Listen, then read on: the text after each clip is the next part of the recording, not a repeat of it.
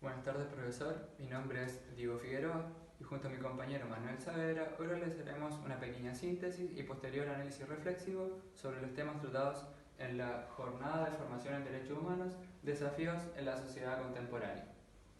Esta instancia tuvo lugar el día 7 de enero en el aula magna del campus Fernando May de la Universidad del Biobío, organizado por la Escuela de Psicología. A continuación, se realizarán 4 preguntas y se dará respuesta a cada una de ellas a través de reflexiones, para poder obtener la nota final del ramo Ética Profesional.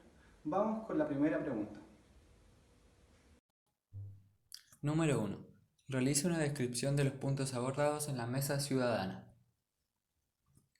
Se inició el diálogo con la ponencia del presidente de alumnos secundarios de la región de Ñuble, quien abordó los motivos por los cuales los estudiantes secundarios salen a movilizarse, como por ejemplo el sistema patriarcal y neoliberalista, el lucro en la educación, mediciones injustas de la PSU y CIMSE, entre otros.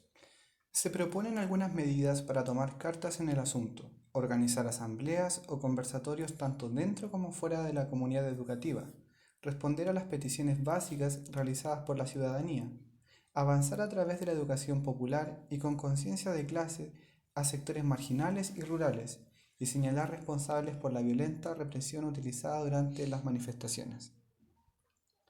La segunda ponencia, llevada a cabo por la representante de Conflictos Socioambientales de la región de Ñuble, mencionó que la Declaración Universal de los Derechos Humanos de 1948 no considera la temática medioambiental, al igual que los pactos internacionales en derechos humanos, derechos cívicos y políticos de 1966 y los derechos económicos, sociales y culturales de 1969. Luego mencionó a los defensores ambientales, quienes vincularon los derechos humanos con el medio ambiente y además llevaron los reclamos a los tribunales de sus propios países y tribunales internacionales.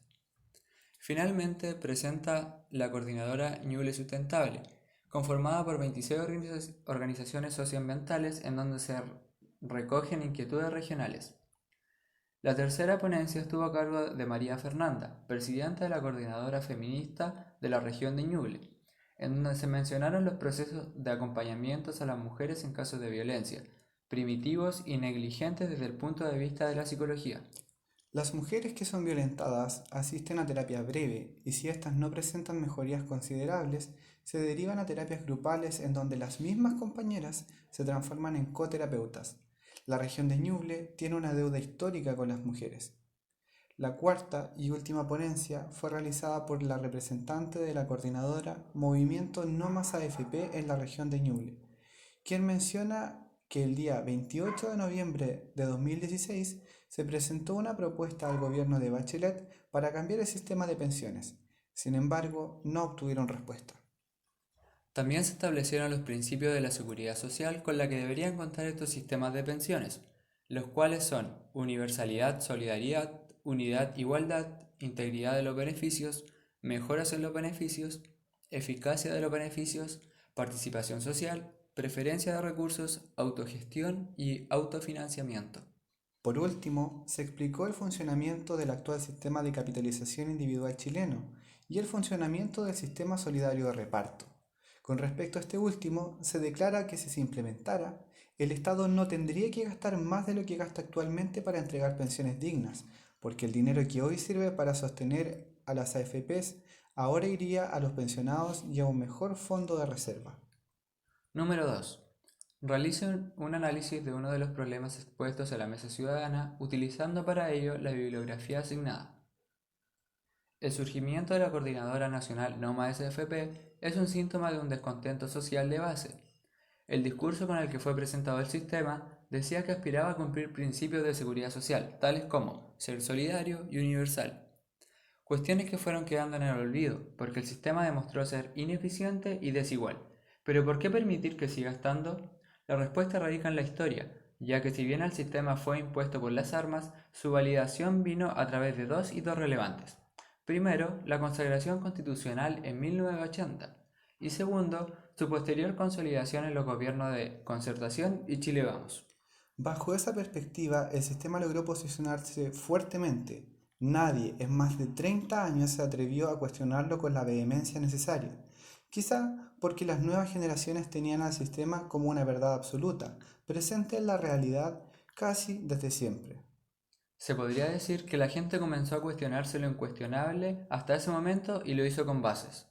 Surgieron voces como las del canal Felices y Forrados y actores políticos que comenzaron a desentramar las intenciones ocultas, acuerdos históricamente legítimos, lo que demostró que la abundancia no era más que un espejismo de realidad que debía ser cambiado por algo que cumpliera con parámetros éticos básicos de beneficencia, autonomía, teniendo la opción de elegir y por último de justicia, asegurando un mínimo de igualdad en pos de la dignidad de todas las personas.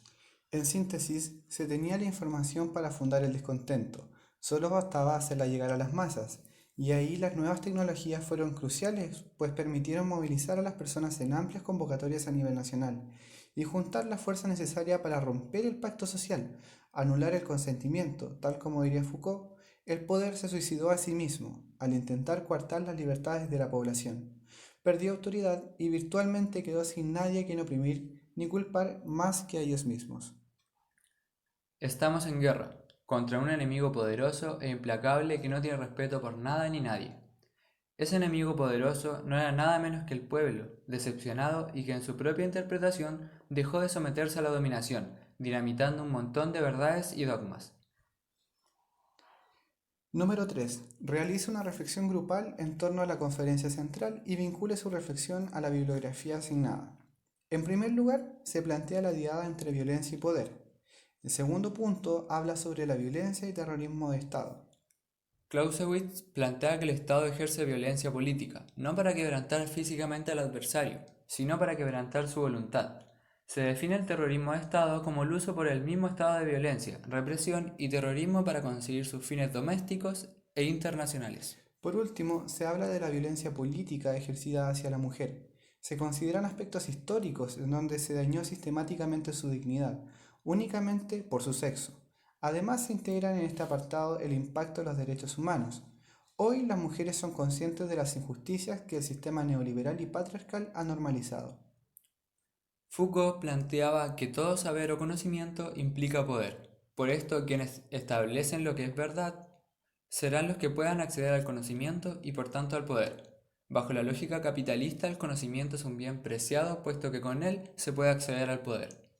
La ponencia contextualiza históricamente la realidad de una sociedad machista y patriarcal, en la cual el poder, el conocimiento y los derechos fundamentales han sido apropiados por los hombres.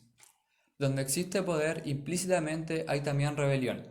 Esto porque quien domina necesita a quien dominar, y en este caso las mujeres son un grupo oprimido por muchos años, coartando las libertades y derechos éticos a la beneficencia, autonomía y justicia. Por eso, cansadas, comenzaron a cuestionarlo y a instruirse para lograr condiciones de diálogo que iniciaría una discusión relevante. En la actualidad, no solo el sistema patriarcal, sino que también el Estado, como representante del poder, es quien oprime a las mujeres, negándoles la oportunidad de decidir sobre sus cuerpos al no permitirles abortar, violando el principio de autonomía.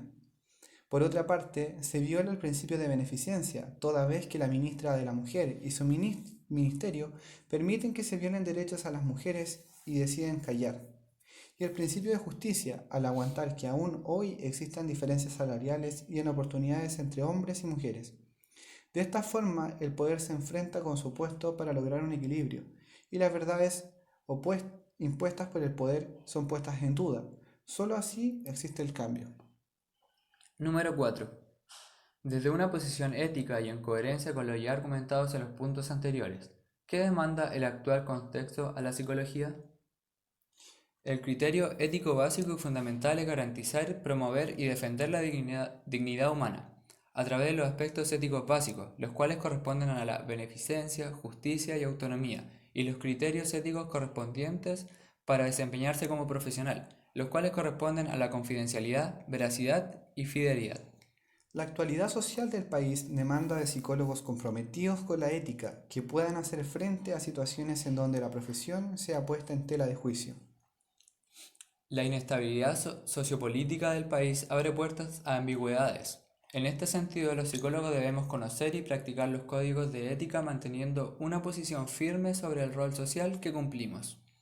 Entender que nuestro trabajo como parte de las ciencias sociales es defender y entender a las personas por sobre los intereses de cualquier tipo que tengan las cúpulas de poder, sean estas gubernamentales, jurídicas, académicas o cualquier otra. Saber que ante situaciones complejas los principios éticos básicos priman ante cualquier otro mandato, ya sea profesional o incluso legal, toda vez que la legislación esté viciada defendiendo intereses de los poderosos. Aportar al debate de la construcción del principio de justicia. Esto implica mirar a las personas con igualdad y respeto, contribuir a la disminución de las diferencias entre los seres humanos. Esto nos demanda ser activos, tanto en lo social, disciplinar, como políticamente.